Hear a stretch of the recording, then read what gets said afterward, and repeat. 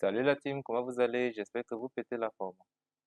Chez moi, ça va très bien. Je suis ravi de vous revoir à nouveau pour la suite d'informations sur le langage C Sharp.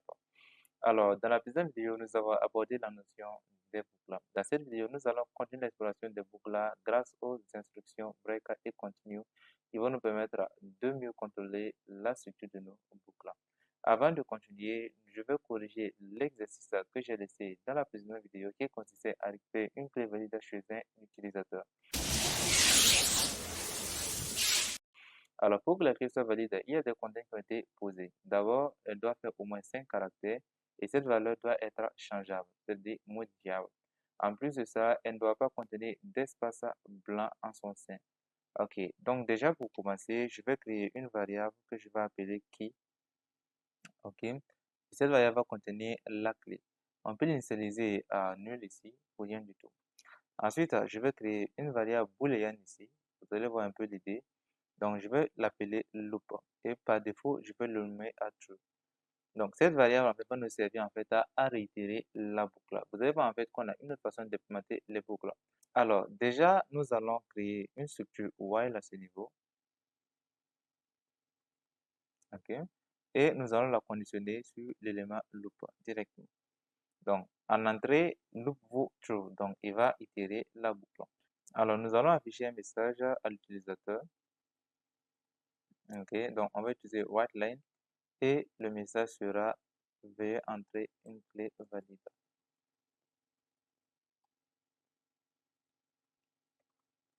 Ok. Donc, on ferme la parenthèse et le point virgule. Ensuite, nous allons récupérer dans key la valeur de l'utilisateur, donc grâce à console.readline. Donc là, à ce niveau, nous allons taper une structure if et on va tester que key, voilà, soit égal à la chaîne vide. Si c'est le cas, on va passer loop à true. Si ce n'est pas le cas, avec le else, on va passer loop à false. Alors, à ce niveau, vous me diriez, bah, c'est quoi en fait cette syntaxe-là? En fait, sachez que lorsque vous voulez écrire une structure if, else, même une structure while, un bloc d'instructions, du moment qu'en fait, vous n'avez qu'une seule instruction en son sein, vous pouvez tout simplement la mettre sur une seule ligne en fait. Donc là, c'est la condition. Et là, c'est l'exécution en fait si la condition est respectée. Et le else est fonctionne de la même façon à ce niveau. Vous aurez pu utiliser tel bel et bien en fait avec la syntaxe habituelle, avec le bloc d'instructions, voilà, comme ça. Ça fonctionne exactement pareil. Il n'y a pas vraiment de différence entre ces deux clés. Donc, on va exécuter pour tester notre application à ce stade déjà. Ok, donc là, on dit que je vais entrer une clé valide. Je tape sur entrée, ça passe pas. Entrée, ça ne passe pas. Mais avec un espace, il sort. Donc, il considère que la clé n'est plus vide. Alors, dès cet instant, je vais créer maintenant ma variable en la constante. Donc, je vais créer un élément que je vais appeler const int. Et là, je vais l'appeler keyLength. Ok. Et pour l'instant, je vais l'initialiser à 5. C'est bon. Alors, si ça c'est bon, c'est-à-dire que si, voilà, l'élément est vide, là, on passe directement ça à true, à ce niveau. Je n'ai pas besoin du bloc d'instruction car c'est une seule instruction que je veux passer à ce niveau. Maintenant qu'on est rassuré que cette partie déjà fonctionne, on va ajouter quelques petites conditions. D'accord? Donc, on va utiliser l'opérateur et qui permet en fait d'ajouter une condition.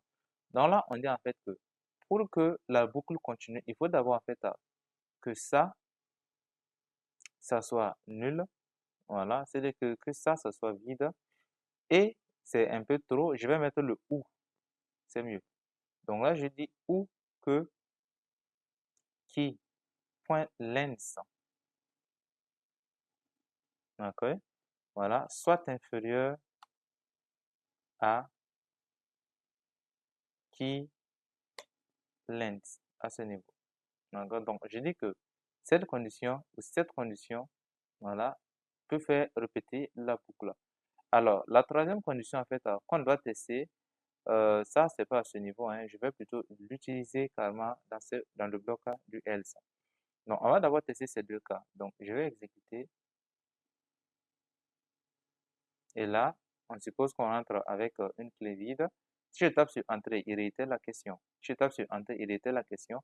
Si Si je tape un espace, il réitère encore la question. Mais lorsque je vais taper 5 espaces, 1, 2, 3, 4, 5, il passe.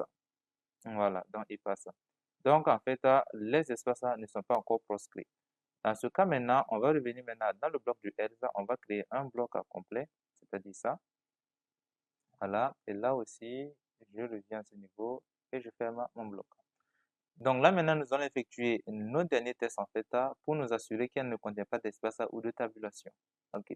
Donc là, ce qu'on va dire ici qui, on va pas faire appel à len cette fois-ci, mais à contains. Contains ici va nous permettre de chercher un caractère spécial dans la chaîne de caractères. Donc déjà, je vais rechercher, voilà, c'est un caractère, donc on va utiliser en fait la simple quote. Je vais chercher d'abord l'espace ici. Donc, il retourne un booléen. Donc, si vous faites glisser votre curseur là-dessus, il vous dit ici, il retourne true. Voilà, s'il y a une occurrence, en fait, voilà. Sinon, il va retourner false. D'accord. Donc là, on va dire que s'il y a ça, ok, ou, et le ou, c'est ça. Et je vais tester aussi pour la tabulation. Donc, je vais faire key dot contains. Ok. Et là, je vais faire appel à la tabulation. Et pour la tabulation, en fait, c'est un caractère spécial. Donc, il n'est pas compris, en fait, voilà. Donc, il va falloir que je fasse ça. Un anti-slash suivi d'un T. Donc ça, c'est le caractère spécial là pour la tabulation. Donc je dis en fait, si il contient ça ou qu'il contient ça, alors directement, je veux que loop soit égal à true. Donc, c'est dit que la clé n'est pas bonne. Et maintenant, il faut que tu mettes le sinon, le else. Et là, on dit sinon, en fait, loop doit être égal à false. Alors, nous allons exécuter l'application pour tester. Alors, si vous tapez sur entrée, il refuse. Si vous tapez 5 caractères d'espace, voilà, il va refuser. Si vous tapez voilà, un caractère dans lequel il y a un espace, même supérieur à 5 caractères, il va refuser toujours. Mais limitez-vous à 5 caractères juste et il accepte. Donc voilà comment vous aurez pu résoudre en fait ce problème en quelques lignes. Voilà, je sais, on utilisait quand même des éléments qu'on n'avait pas vus avant, et c'est justement un peu ça. Donc ça, c'est une proposition en fait de correction. Il y avait d'autres approches comme utiliser en fait les boucles imbriquées. À ce niveau, on aurait pu bel et bien utiliser une boucle à l'intérieur de while en fait, une boucle for pour gérer cette instance-là. Alors maintenant, nous allons passer à la suite de la vidéo où nous allons parler des instructions break et continue. Alors, qu'est-ce que c'est que l'instruction break? L'instruction break, en fait, est une instruction qui va nous permettre d'arrêter une boucle lorsqu'une condition est respectée. Par exemple, à ce niveau, vous voyez qu'on a été obligé de contrôler la boucle, en fait, avec une variable extérieure qui s'appelle loop. Avec l'instruction break, en fait, ça aurait été très facile. Par exemple, à ce niveau, on aurait pu remplacer ça par true. Donc, cette boucle est une boucle infinie. Elle ne va jamais s'arrêter. Alors, une fois qu'on a remplacé loop par true, il va falloir inverser un petit peu le sens de nos conditions. Par exemple, on va raccourcir un peu ça en disant ici que si qui est différent de nul et que dans ce contexte, on va dire s'il est supérieur, voilà, ou égal à ça, alors dans ce cas, on va remplacer ça, on va supprimer cette partie et on n'aura plus de else. C'est-à-dire que dans ce cas, on fait ça. Et c'est tout. Voilà. Donc dans ce cas, directement, on rentre dans cette condition. Et là aussi, on va encore inverser le sens. Donc là, pour rendre négatif en fait cette instruction, il suffit seulement de la précéder, voilà, du point d'exclamation. Attention, je suis avec mon clavier en anglais, voilà, et là, c'est bon. Et pareil à ce niveau aussi, voilà, je fais ça. Maintenant, si vous l'avez négativé, il va falloir maintenant que, ici, voilà, on va remplacer ça par le et. Pareil à ce niveau, on va remplacer ça par le et. Parce que dans le sens contraire, il faut que les deux soient liés. C'est-à-dire que la clé ne doit pas être vide et elle ne doit pas faire moins que la taille demandée à ce niveau. Vous voyez un peu l'idée. Et pareil à ce niveau, il faut que celui qu'on soit respecté. C'est-à-dire qu'elle ne doit pas contenir ni un espace vide, ni une tabulation. Et là maintenant, on peut supprimer cette instruction-ci. Voilà. Et là, on revient à ce niveau. On enlève le else à ce niveau. Et là maintenant, vous voyez que on se trouve avec un seul loop à la fin. Donc, pour quitter la boucle à ce moment, c'est très simple. On va remplacer le loop par un break. Et c'est tout. Regardez, à ce niveau, si vous revenez, vous réexécutez l'application. les conditions seront toujours respectées. Un entrée, ça ne passe pas. Voilà, avec des espaces, ça ne passe pas. Des tabulations, ça ne passe pas. Voilà, un mot de passe assez long, mais qui contient une tabulation, ça refuse. Un mot de passe assez long, mais contenant un espace, elle refuse. Et lorsque vous avez tapé un bon mot de passe, restez, et là, il quitte. Donc, vous voyez carrément qu'on a pu remplacer cela. Donc, l'instruction break va vous permettre en fait de quitter une boucle lorsqu'une condition est respectée, ou du moins à certaines étapes en fait de votre boucle. Ok. Maintenant, nous allons passer à continue. Continue en fait à utiliser de façon différente. Elle permet carrément de passer à l'itération suivante. Donc, pour le faire, c'est très simple. Je vais créer une variable que je vais appeler chaîne. D'accord. Et là, je vais l'appeler je suis une chaîne. Ok, c'est simple. Et là, avec une boucle for, voilà, je vais tout simplement voilà, tester. Je vais faire un var i égale à 0. Voilà, i inférieur à chaîne.length.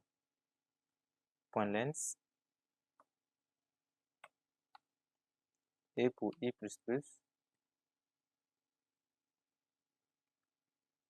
ok. Là maintenant, on va carrément maintenant afficher la console. Donc je vais venir faire un console WriteLine chaîne de i. Donc là, il n'y a pas de changement. Si vous exécutez, il va carrément afficher juste une chaîne directement à ce niveau. Voilà.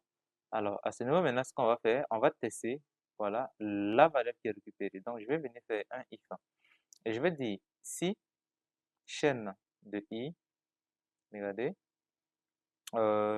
est égal, je vais prendre un caractère comme l'espace à ça. Alors, j'aimerais que tu fasses un continue. Donc là, il me dit c'est pas correct ici, puisque c'est un caractère, donc c'est ça. C'est bon.